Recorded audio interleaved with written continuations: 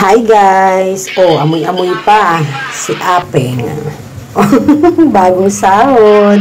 Pero kailangan bumili ng panlaba. So, sabi nga yung sukli daw niyan ay may sa gabi pambili ng Red Horse. Pinost ko po yan sa aking Mami Park FB account. Ayan. So, salamat, Peng. So, welcome naman sa aming 25 minutes na walang upuan na pagtitinda. So, may time po yan. Nasa around 7:18 nag-start at natapos po ng 7:43. Kaya po ako napa-review ng camera kasi sabi ko, grabe, ang tagal namin nakatayo. Ang dami talagang bumili. Kaloka. Umaga pa lang po, si Kauri po kasi ay nag-duty. So, nung mag-duty siya, dahil sila daddy ay bumili ng itlog at sikir, sabi niya, tumawag sa akin, Mami, pumunta ka na dito, mag-isa lang ako. Hindi ko kaya kasi may bumibili ng 5 kilong bigas, 10 kilong bigas. So, yun. So, nagulat din talaga ako kasi, grabe dagsa. Nagulat talaga ako. Imagine, 25 minutes, walang hinto yan. Walang hinto talaga. So, hindi ko na rin yan makuhang mag-live. Sabi ko, i-review ko na lang sa camera. At bago pa man din yan, may mga, may mga hanash na kami dyan na busy-busyhan. Ito lang talaga yung pinaka-highlight. Mula 7:18 ng gabi hanggang 7:45. Ayan. So, talagang grabe. Hindi ako makapaniwala kasi guys, naghahabol din kami talaga ng benta. Nagdadasal talaga ako. Sabi ko, sana Lord, kayo na pong bahala kasi bukas kailangan ni Daddy ng pambayad sa pinareserve ko mga candies and toys. So, awa ng Diyos, ayan. So, ang ingay lang po ng background ko. Nasa CR na nga ako na nag-voice over. So, ayan guys. So, hanggang mamaya pa yan. So, in-speed ko lang po ang ating video. Pero kung hindi ko po yan i-speed, 25 minutes po ang inabot ng aming bentahan na yan. So, to God be the glory at solve ang ating mga problema sa bayarin bukas dahil ang laki ng purchase natin sa candies. So, finally, makakapag-display na tayo. And then, by next week, mapu-fully paid na natin si EKC at tayo naman ay magpapadeliver na ng ating mga grocery items. And next week din, sisikapin natin matapos kay Ate Lourdes at maghihanda na naman na tayo sa ating mga school supplies. Magiging busy din ako next week kasi syempre asikasuhin ko naman din ang aking mga bebe, ang kanilang mga gamit, pang-schooling. Ayan, so nakita nyo guys, so hindi natatapos dahil may aalis, may babalik, may dadating. Ayan. So, sana hindi kayo naboboringan, So, ganyan po ang eksena, guys, kapag ka mabili. Hindi lang po weekend. May mga times po kahit weekdays, ganyan po. Hindi lang po kasi ako mapareview ng camera kasi wala pa kaming established na camera nung mga nakaraang panahon na nakatutok ng ganyan, yung setup. So, kaya hindi ko po mabigyan ng justice yung mga videos na kung may actual bentahan, ganyan. So, mas gusto ko pa nga nagla-live ako pag matumal kasi ibig sabihin nun, hindi ako busy. Pero ganyan po ang mga eksena namin pag busy kami. Pag sinabi kong busy ako, walang time para mag-live, walang time basta-basta para mag-video, o kaya kailangan mga alas 12, tulad ngayon po, 1:00 na ng umaga. Ngayon pa lang ako nag-vlog, ngayon pa lang ako nag-i-edit. Kasi nga, hindi ko siya magagawa ng maaga-aga, basta-basta. So, kapag ka medyo maulan at medyo paanot-unot lang ang mga tao, pero malalaki din ang purchases, so yun, nakakapag-vlog ako ng maaga-aga, nahahandle ng ating tindera. Pero pagka ganyan, pinatayo na nga niya ako, sabi niya, ate, hindi ko kaya, patulong please. Tapos, hindi na ako naupo, hindi na ako nahinto. Kasi I was about to record yung mga kinuha ni Lola Park kasi may mga kinuhang items si Lola Park. Ang dami nating pinadala kay Lola Park. Isang sakong bigas, isang case ng ng Red Horse, mga paninda pa na napili niya. So, inasikaso natin. Ire-record ko na sana sa notebook, ililipat ko na. Ang kaso, sabi nga ni Jai, ate, hindi ko kaya. Patulong ako, please. Kasi nagkikilo siya ng, may nakaabang siyang 5 kilo, 10 kilo, 2 kilo, 3 kilo, tapos ako rin, nagkilo din ako. Ang daming nabiling bigas talaga. Siguro, mula kanina, ang tatlong sako siguro ang naubos today, or 4. Ay, hindi, mga 5 yata, 5 sako po ang naubos na, namin, bigas today. Ayan. So, hindi pa yan dyan natatapos, guys. Tingnan nyo mamaya. Meron pa yan. May mga magdadatingan pa. Hindi ko pa nga na-record yung iba eh. Kasi nga, naka-record yan sa CCTV. Pero hindi ko na ni-review at binatak. Kasi guys, etong kuha na to, sa isang cellphone pa to. Doon ko lang kinuha yung record dito, tapos pinasa ko through Messenger. Kaya kung papansinin nyo, medyo pixelated na yung video niya. Hindi na sobrang ganong napaka-quality kasi nga, pixelated na dahil na-edit na. Tapos, sinend ko sa Messenger. Tapos, sinare ko sa Messenger. Tapos, sinend ko dito sa aking account, dito sa another phone, another Messenger. So, ang tagal, diba guys? Binilisan ko lang yan. Naka 10 times na speed. Naka 10 times speed po yan. So, ayan nga po, nagkaroon pa nga po ng pag-stop. Pero, 7:43 po na tapos ang bentahan. Mula 7:18 to 7:43. Grabe, 25 minutes? Something like that. Kaloka. So, yan, no? Shoutout talaga sa ating mga suki na laging, ayan, may mga parating pa. Ayan. May dadating pa dyan, mamaya. Habang kinukuha namin yung mga items nila, may nagkikwentuhan, may mga humihinto. Minsan, magugulat ka, sasakyan, hihinto dyan. Ayan. So, ang daming napakabili today. Bigas, groceries, alak, ang dami. So, to God be the glory. Namiss ko din ang sales na maganda talaga. O, diba, may dumadating-dating pa isa-isa. No? So, handyan ako niyan, ayun, sa dulo. Nag-aasikaso ako ng mga ibang customers, kinukuha ko yung mga items nila, tapos pagka kailangang magsukli ng malaki, pumapasok ako sa kaha, kasi bibigyan ko si Jay ng panukli. So, mabilis dapat, hindi po pwede ang babagal-bagal sa tindahan ng Mami Par, kasi talagang ganyan po ang eksena dyan. Ayan. So, nakatapos na tayo. Ayan, lobat pa. Kaya nga, hinabol ko talaga ng ma-review. Okay, ayan. Nagpabarya ang ating si Bebe. So, hindi pa natatapos yan. Meron pang eksena. May eksena pa tayo dyan. Asan na ba yung eksena na yun? Pumasok na ako sa loob at sabi ko nga ay napagod na ako, ilang oras na. Ayan guys, ang mga bakla nagpapareserve ng 17 set na gin.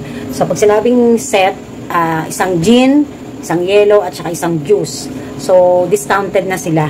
Kasi 68 ang retail ko ng gin, binigay na lang natin ng 65. Yun. Pero sa juice, dahil yung ating Nestle Lemon, hindi na natin nabigyan ng discount kasi nga, hindi ako sa ahente nakakuha. Grabe, bawing-bawi naman ang linggo. Grabe talaga. To God be the glory. Ang dami kong bayarin bukas. Thank you, Lord. So, ito guys, yellow na lang. Ito, yellow na lang. Video to? Hindi. Pumuhos pa. Video. Mayam. Leche! Natira lang yan. Sa wala na talaga, wala na tayong free yan eh. Tapos na ang ano, July na eh. Thank you! Hi guys! Medyo ngayon lang kami, kanina pa, medyo nakapahinga-pahinga na kami, no? So, biglang nawala ng tao, tahimik, tapos may pasundot-sundot. So, good thing talaga is talagang grabe yung bayarin namin talaga na kailangan bukas kasi nga si Daddy Park nyo, pipick up siya ng mga toys and candies. So, nag-a-around dyan sa 20,000, kulang-kulang 20,000, kulang-kulang 20,000. 21,000 kulang-kulang. Ngayon, ang problema, dahil hindi naman kami nag-o-order nung nakaraan, Friday and Saturday kay Kuya Joseph, yung gin nga namin ay nagdedelikado. So kaya kukuha kami ngayon sa labas kahit isang box lang. Sana, kung sana aabot. Martes naman nandyan siya. Tapos, dami naming ano guys, grabe. Tapos, bayarin naman ng kay Lola Park na ano na unit. Eh, dapat supposedly nung nakaraan pa yon, hindi umuwi yung may-ari, ngayon umuwi. So, kaya ngayon babayaran. So, medyo, yun na lang ang i-work out namin. Nasa around 13,500 din yan, kasama na kuryente, tubig. And, good thing dyan is, yun na lang ang hahabulin kasi hapon pa naman yon. So, alam nyo, sa totoo lang, napakalaking challenge sa amin na mga ganito na yung ano ng level ng tindahan, yung mga bayarin. Kasi, guys, halos araw-araw ang mga purchases ko, ang mga bayarin ko. Diyos ko Lord, swerte lang akong magkaroon ng bayarin sa isang araw na 5,000 or 10,000. Every day halos. Minsan nga pati Sunday. Pati Sunday, Saturday. Eh ngayon nga, itlog, di ba? Itlog ang binili ng Daddy Park nyo, tsaka chicharon. Oh, ang dala-dala niya kanina ay nasa 9,000. So kaya, grabe. Tapos, dumating si Ace, kulang-kulang 3,000. Dumating si Lemon Square, kulang-kulang 700. Pero to God be the glory kasi every time na meron kaming ano, ay ano naman, kahapon matumal sa amin yun. Pero kahit papaano naman, no, compare ko naman sa iba na struggling sa sales, yung sa amin matumal na yun kasi nga hindi over quota, di ba? Pero let me explain guys, kasi alam nyo, God really works in mysterious way. And nakita ko din talaga na ang tao ngayon, ang purchasing power din nila ay mahina. Kasi siguro nagtitipid din ng mga tao, tsaka syempre magpapasukan, diba? Pero ba't pag inuman talaga, ang alak, walang ano, puro may budget palagi, no? Talaga hindi po pwedeng wala tayong tindang alak. But anyways, ayun, no? Mag-shoutout tayo. So far, ito yung ating ano. Okay, sabi ni Julina, 0613, hi po Mami Park, have a nice day po. Sabi naman ni Sweetie Juvar, hello Mami Park, good morning, watching. Lord C of W Kuwait, belated happy birthday Daddy Park. And then sabi pa niya, wow, cute ng lagayan ng bawang at sibuyas. One of the best purchase ng Mami Park. Yaan, no? So talagang sa link yan ni Ma'am Cruz Family Vlog na aking ano, na aking kapatiran sa YT. Doon ko in order, no, to help her then, syempre to support her. So ayun, may mga bawang at sibuyas na. Ang ganda. Tinabi ko sa mga itlog. So ang kinuhang itlog ni Daddy Park ay 24 tray. Nung nakaraan ang kinuha namin 18 tray lang. Ngayon 24 tray. Gusto ko sana na kumuha ng 36 tray, kaya lang kulang kami sa tray and then yung budget sakop-sakop lang. Kasi, ang bilis lang naubos ng itlog namin eh. Grabe. Tapos, ang bigas. Bibili na naman. Kabibili lang. As in, wala pang... Jai, kailan bumili ng bigas? 3 days? 2 days? 3 days ata? 2 days. 2 days lang. Pantry ngayon. O, diba? Grabe. And then, ang daming bumili ng bigas, ano? Mula kanina, 5 kilo, 10 kilo, 5 kilo, 3 kilo, 5 kilo, 10 kilo. Grabe. Nakakapagod din yun, ha. Doon mo, bibili ka ng ilang sakong bigas, tapos, ibebenta mo ng pa unot-unot.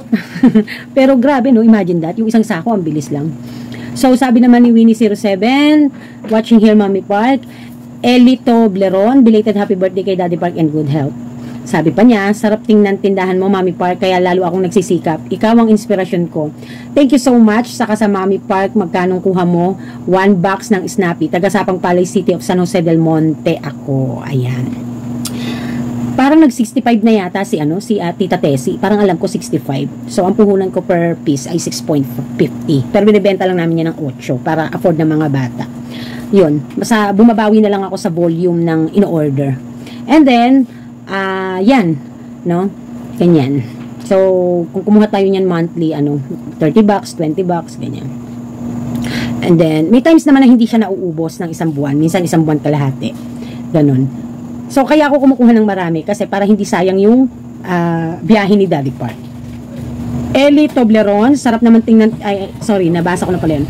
Ellen Pilar, Mami Park always watching, God bless you, love you. Sabi naman ni Flor de Lisa Abogado, sarap magtinda dyan sa lugar mo, Mami. Bilis makaubos ng paninda, sulit ang pagod. Pag ganyan kabili, siguro kung ako din ganyan, baka puhunan ko ng malaki. Kaso dito sa akin, di papatok. Meron kasing malapit na big grocery. Ayun. So yun nga, kaya nga nung mga nakaraan, ang sabi ko din, may leverage ang sari-sari store.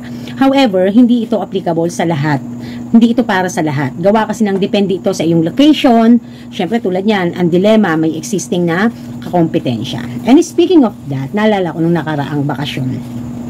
Nung summer na summer, hindi yung ibang mga suki ko, nakikita ko pag may mga daladalang boteng kasalo, nagdadaanan lang ako. Ako kasi guys, hindi ako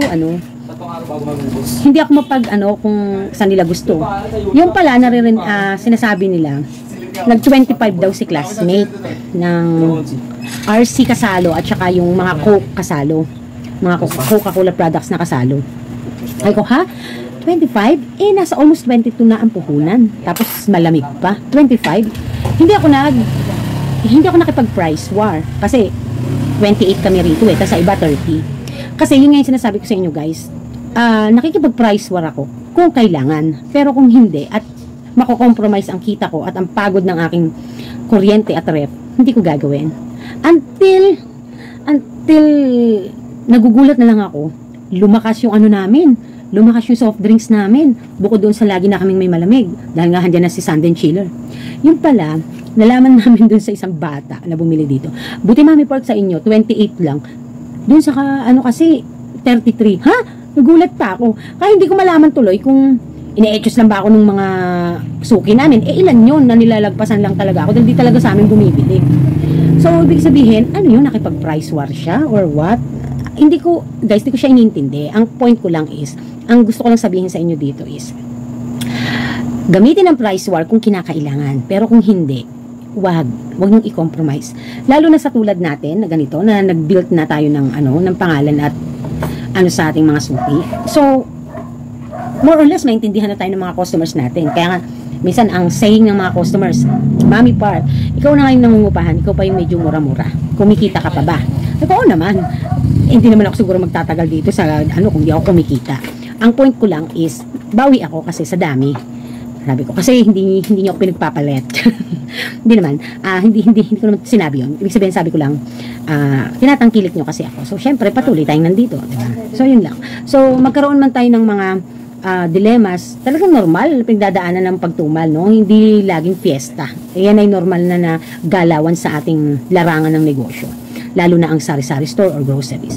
But the point is, kailangan, pagka may mga ganyang problema, marunong kang mag-handle mas lalo ng pera at galingan mo mas lalo ang allocation ng budget. Kasi kapag ka dyan, patay ka. Talagang babagsak. No? So, bubuti na lang talaga sa buhay ko noon, talagang sa pagbabudget, sirang-sira ako. Pero dito, kahit papaano, medyo budgetary talaga ang aking talagang peg. So, yun nga, at yan ang ating mga ganap, no, sa araw ng linggo, July 6. And, to God be the glory, syempre, yung ginagawa naman natin na to ay para sa mga mahal natin sa buhay. Diba? And then, I'm going to be busy soon then kasi ang next naman na i-workout natin na puhunan ay ang ating mga karagdagang mga school supplies at ang ating